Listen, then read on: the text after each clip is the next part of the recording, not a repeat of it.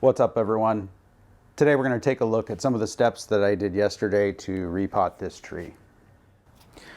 Before we get to the pine, I just want to say thank you to all of those who support this channel by watching the videos, and a special thank you to those of you who are customers as well at bonsai.com. We sell Japanese black pine starters as well as root over rock kits, although the rocks don't look quite like this.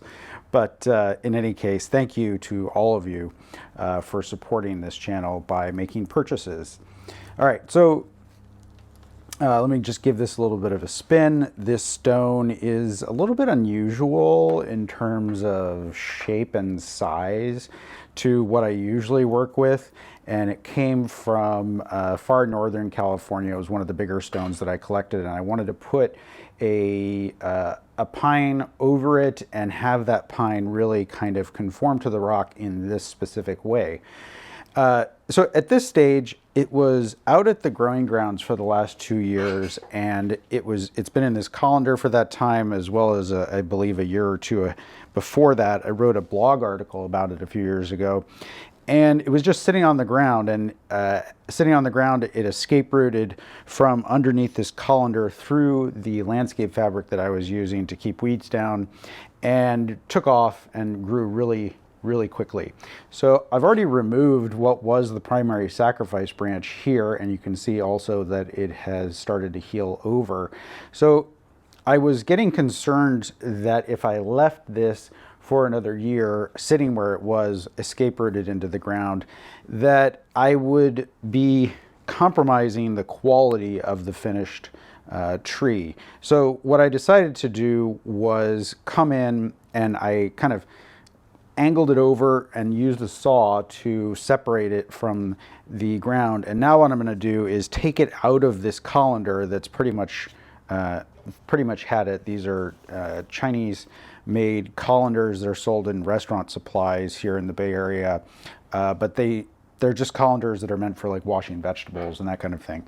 So they don't have good UV resistance. So there's a crack here, as well as this rim is just disintegrating. So I'm going to go ahead and put it into a new container.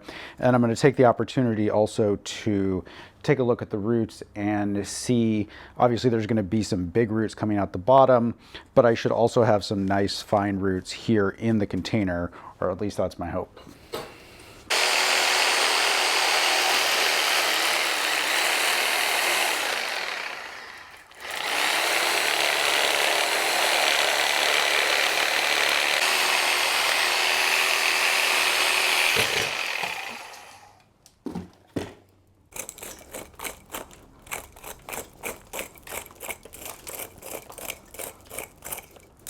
So the Sawzall, obviously, it's sort of a brute force tool, and it's good for initially getting it out of the pond basket with the roots fused with the plastic. Just cut through everything. I've done that with nursery containers in the past. But after I do that, I always like to come back and recut the roots so that there isn't a ragged edge. And, you know, chances are that the root would just bud back anyway, but a ragged edge on a root is more likely to have dieback on it.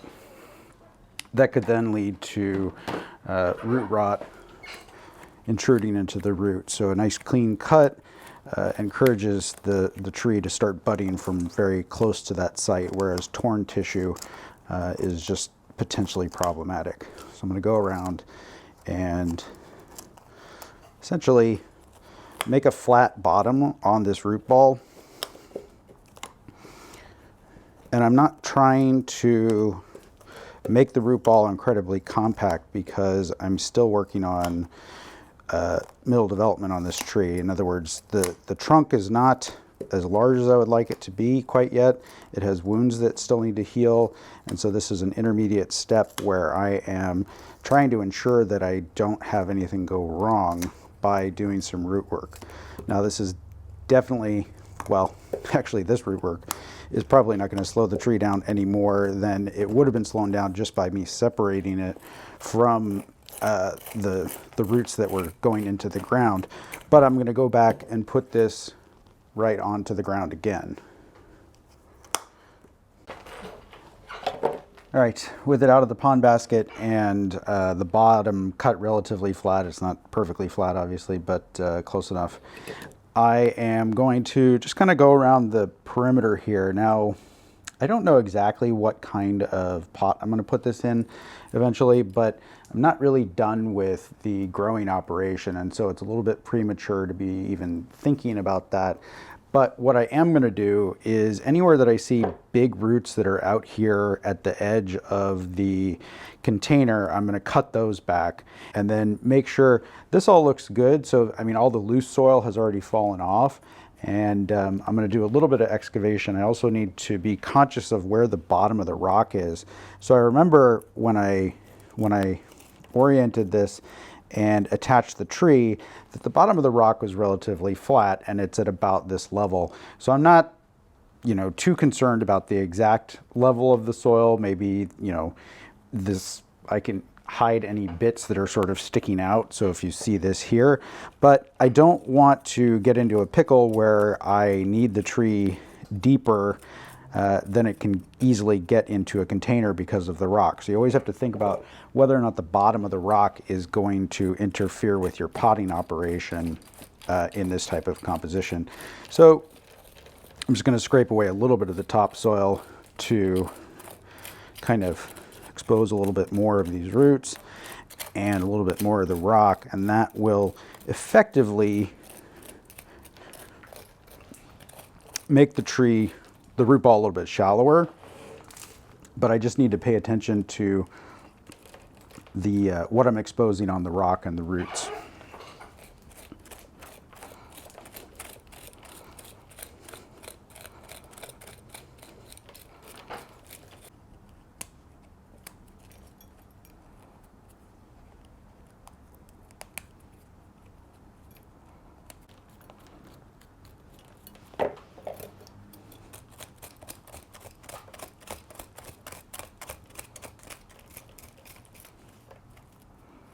So these roots are potentially going to be sticking out too far in terms of getting this into a bonsai pot. So I want to keep this front to back as narrow as possible so that if I end up putting this in a standard dimension bonsai pot, that I'm not fighting it quite as much. So I'm going to go ahead and start by cutting off a couple of these bigger roots here. And I sometimes can't tell whether they're coming or going, but it doesn't really matter because they can't be here.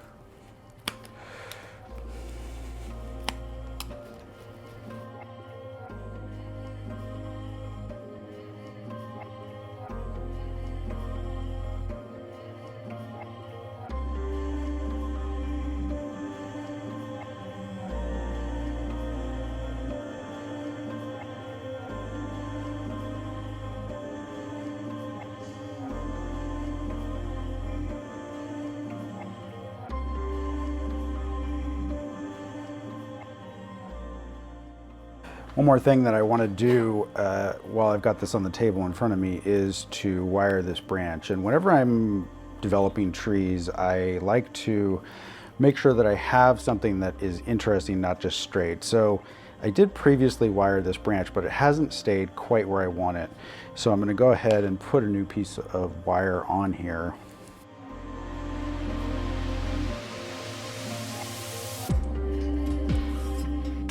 From the front, which is basically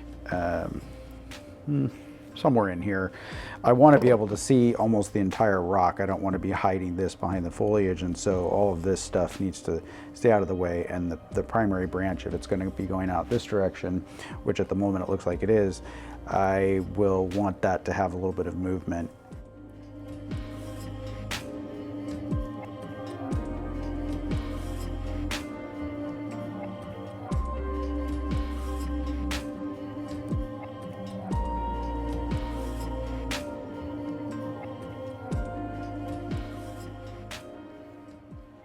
All right, I added a couple of wires and pulled off a few needles. Obviously, this is all sacrifice branch. This will eventually be the top. This is another sacrifice branch, so I still have a ways to go before I can heal this.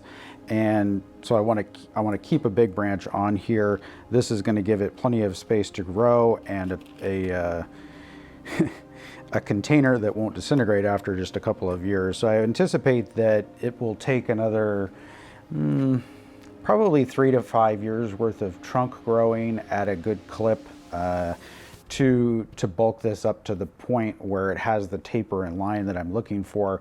And while I'm doing that, I will keep all of these branches cut back and start ramifying this so that when I go to cut off the sacrifice branches, I don't have as much development to do. I'm doing all of those things simultaneously. Next steps are that I'm just going to give this a thorough watering and then go set it back out at the farm to grow. If you have experience growing black pine root over rock and want to share it with everyone, put it in the comments below. Thanks everyone for watching. We'll see you next time.